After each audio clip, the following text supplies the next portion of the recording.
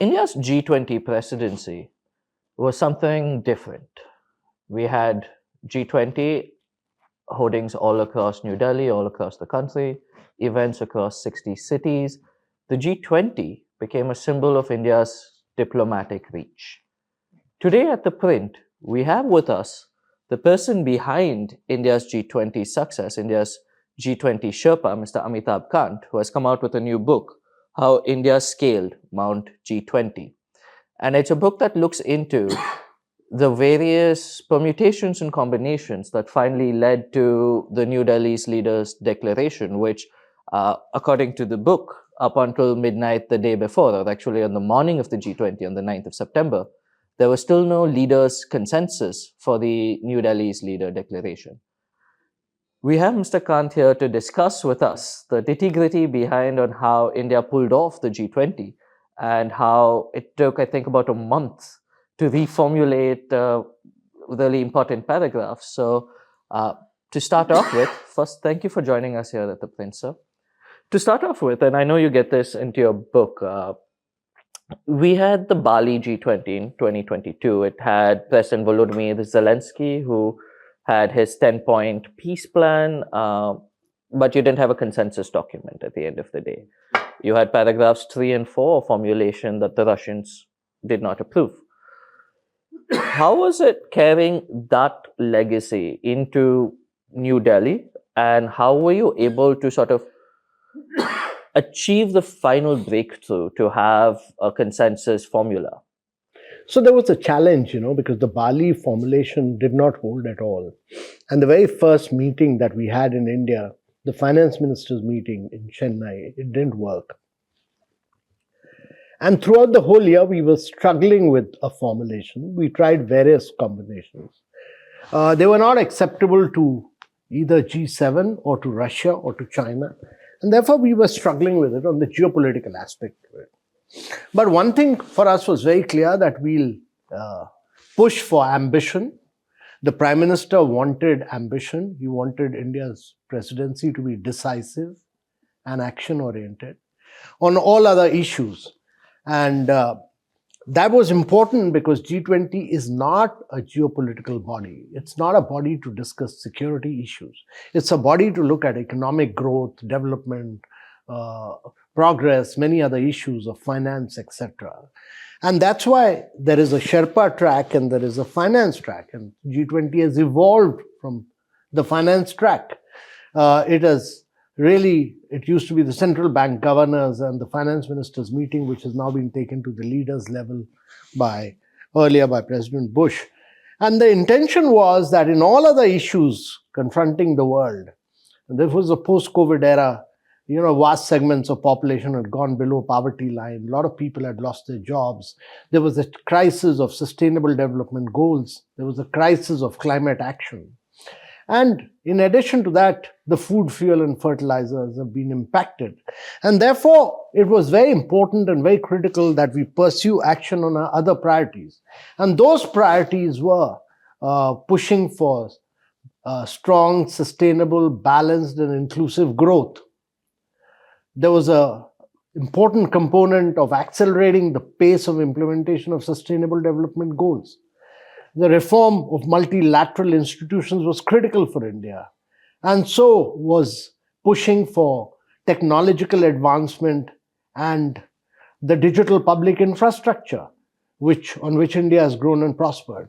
And also that we wanted a very, very ambitious agenda on green development, including climate finance. And lastly, the Prime Minister's priority of women-led development, which was important. And all these were our key priorities. Now, we pushed for ambition on all these issues. They were critical and important for us. We pushed for that. We were not sure as to how the geopolitical issue will shape out. We kept failing ministerial after ministerial, ministerial after ministerial.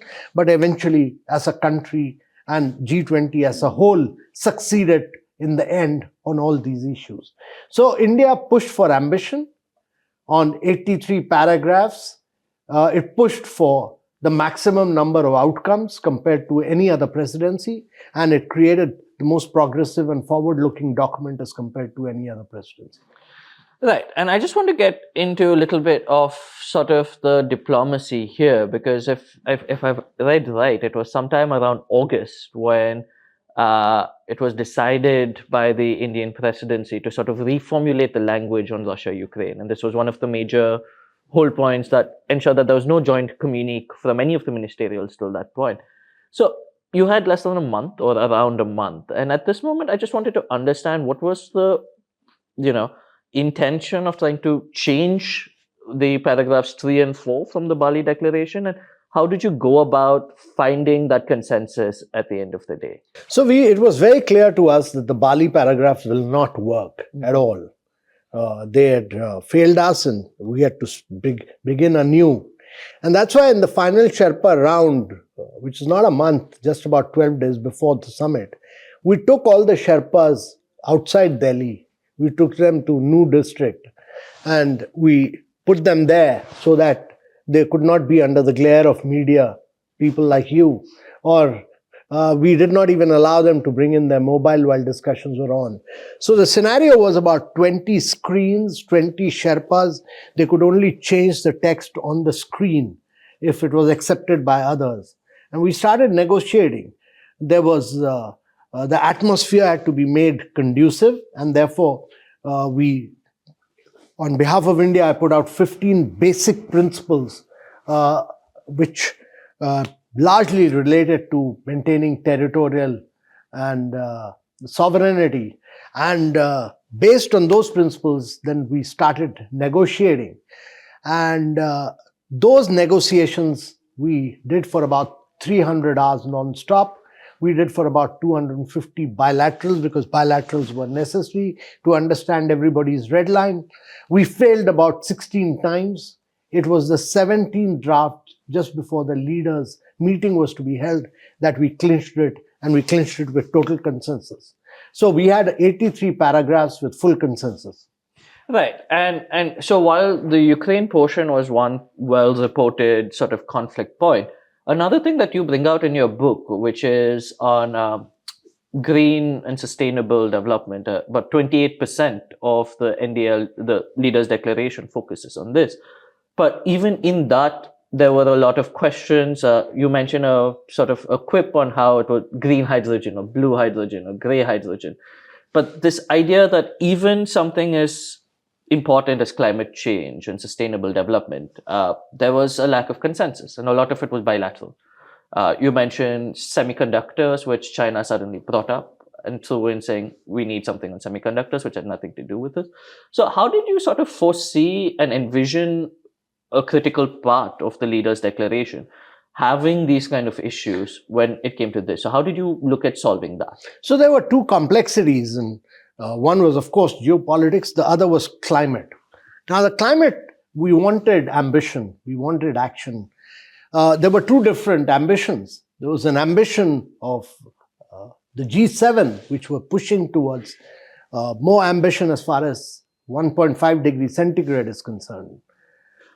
They didn't want to support on finance, but they were pushing for ambition there, whereas if you look at the global south and the emerging markets, they also had ambition. Their ambition was in terms of finance.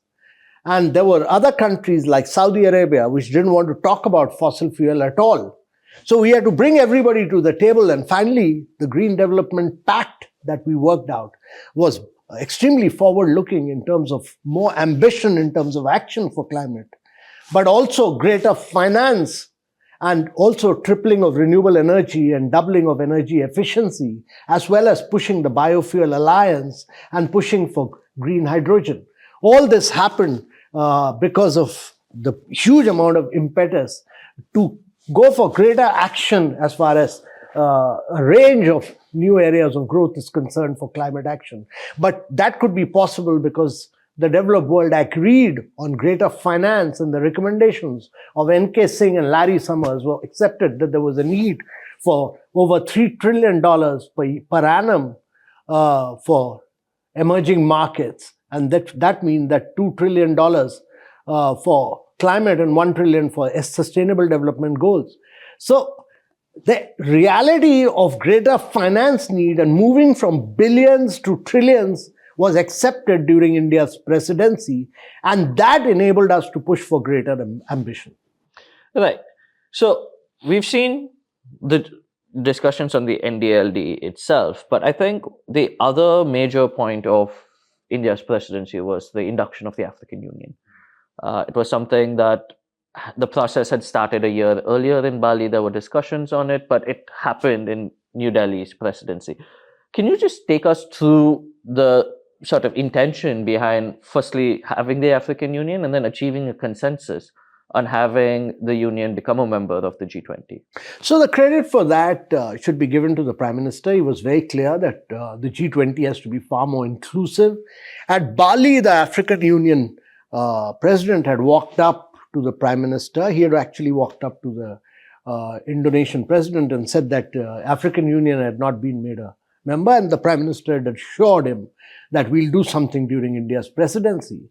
And as soon as India took over the G20 presidency, midway through, Prime Minister wrote to all the leaders across the world that we were very keen to make G20 far more inclusive, and including African Union as a member would mean that G20s would now account for about almost 85% of the global population and almost 80% of the global GDP.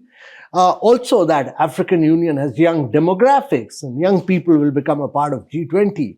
So the Prime Minister wrote to them. There was later in the Sherpa meeting, there was a lot of discussion on this. There were many other contentions, including about ASEAN and many other areas. But India, because of its stature, of its leadership and the Prime Minister's own stature, we were able to convince everyone that it was absolutely necessary to make African Union a member. And I think African Union really is playing a key and critical role in G20. So India made G20 into G21 actually, and made it more inclusive and became the voice of the global South. Right. And now, coming to my penultimate question, and this is something because of the nature of G20 itself, is that it's a multilateral regional sort of discussion at a leaders level. There's no mechanism to actually enforce any of the leaders' declaration. Those are sort of voluntary commitments that countries take. You mentioned, for example, in 2008, at the peak financial crisis, there were decisions taken in the G20 which actually leaders kept to. In Seoul, they said we have to relook at IMF quotas, which changed the nature of multilateral financial institutions. So those were the real world impacts of the G20 in its early days. Do you still see that as a tradition of this G20 going forward, that there are countries who are actually implementing leaders' I think, to my mind, G20 is the most important forum. It's a very powerful forum because the United Nations has not been successful. The Security Council is frozen. And many of the decisions taken, including the acceptance of the definition and the principles of digital public infrastructure, the fact that we were able to push for tripling of renewable energy and doubling of energy and efficiency, enabled COP to take it forward. The higher level of ambition on green hydrogen and biofuel alliances could be implemented. And therefore, my view is that the action plan for sustainable development goals is now being taken forward by United Nations.